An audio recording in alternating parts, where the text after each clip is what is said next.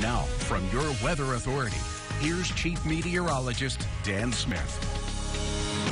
Well, at this point, folks, we are just playing the waiting game with any showers and storms trying to develop and move into the Concho Valley. There is a severe storm out in Midland right now, but I don't think it's going to be severe when it gets here. Keyword, when it gets here. I really do think at least some of us get some rain tonight. 84 degrees at the airport right now. Humidity, we have that pretty well in spades, even though the dew point's a little bit low, kind of that borderline 60 degrees, but 18 mile an hour from the northeast at the moment. It shifted around with a gust front that came in. It's not quite the cold front that we're expecting these showers and storms to sort of ride along in the early morning hours, but it has already shifted around those winds and briefly had a hand in getting some cooler temperatures into the Concho Valley. It was sort of flatlined to the mid-80s for the longest time. Once the clouds cleared, boop, we hit just around at 95. Now, again, as it stands, you have that storm out in Midland. It's actually shoving plenty of cloud cover, pretty high-based cloud cover, mind you, even on towards as far as Erie and County. Just up that one little cell alone, you've got all these clouds coming off about 3 counties away. That is very isolated, and I don't think is a harbinger of things to come.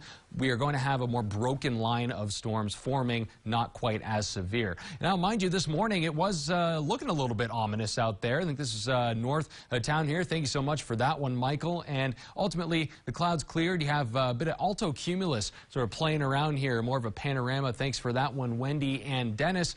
As usual, my goodness, always has those great sunrise and sunset photos here. And mind you, we had that moon earlier this week, or rather this weekend. It wasn't quite the eclipse. That was reserved for Eastern Hemisphere residents, and frankly, it still looked quite orange in the sky. This was taken locally, mind you. Chuck Montgomery just always takes some of the best moon photos possible. If you do have a photo like that, facebook.com/Dan Smith Weather, or email me, dsmith@klst.net. And for today, 93, it says, was the high. We actually pop up to 95 right after this almanac happened to be issued. 79 was the morning low, pretty mild in that respect. Rain, not looking good. This part of the rain is, though. Let's look ahead to the futurecast, and moving on in, it looks like around 3 o'clock this is trying to form. This is only one model showing it, and you notice it almost misses San Angelo. That's why I'm holding it only about 40%, because you look at this model updated on the hour, and while it tends to be a little bit more aggressive in its rainfall totals and all these cells that it develops, it's a little bit earlier and a little bit more widespread. I'm not in the business of giving false hope, at least I don't try to, but this is looking pretty good for our rain prospects and the best that we have had in quite some time. You're winning with the weather prize for this week. That always looks great. Santa Fe Furniture giving away 5 tickets to Schlitterbahn. Great prize there. Speaking of water, $275 prize value there. We'll be announcing the winner live this Friday at 6 o'clock. Best of luck, everybody. 70 degrees for tonight. Early morning showers and storms.